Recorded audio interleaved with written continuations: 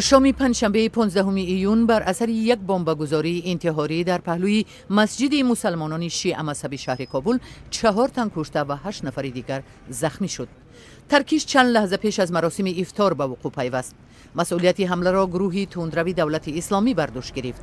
این گروه مسلمانان شیعه مذهب را بارها هدف حمله قرار داده است. در جریان عبادت نمازگزاران 2 مرد مسلح می‌خواست به مسجد وارد شود، اما به گفته شاهدان پلیس از این عمل جلوگیری کرد. انتحاری‌ها که داخل آمدن اولا دان دروازه 2 تا پلیس زدن، داخل شدن و در داخل مسجد اینا فایر کردن، تعداد نفرها رو داخل زدن، شهید کردن و 1 نفرش مستقیم داخل آشپزخانه رفت، اوجا خود انفجار داد.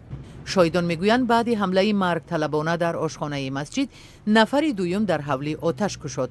پلیس با آتش جوابی او را به قتل رساند. در این حمله 3 فرد ملکی و 1 افسر پلیس قربان شد.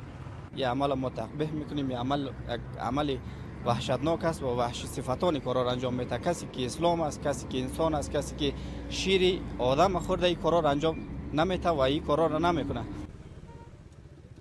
در این بین اطلاع رسید که جنگیان گروه تندرو دولت اسلامی بخش‌هایی از منطقه کوهستان توراباره واقع در ولایت شرقی ننگرهار افغانستان را تصرف کردند. یک ایستگاه رادیویی وابسته به جنگیان گروه دولت اسلامی با نام رادیوی خلافت روز چهارشنبه 14 ایون اعلام کرد که پرچم این گروه بر فراز مجموعه از تونل‌ها و غارها در منطقه توراباره نصب شد.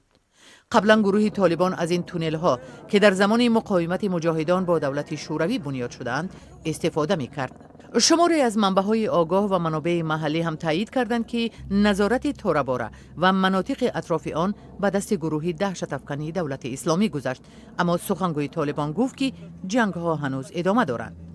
جنگیان گروه القاعده با رهبری اسامه بن لادن پس از حمله‌های پرقربانی 11 سپتامبر سال 2001 در امریکا، زمانی که از سوی نیروهای ایالات متحده تحت تعقیب قرار گرفتند، مدتی در همین شبکه غارها و تونل‌ها در منطقه کوهستان توراباره پنهان شدند.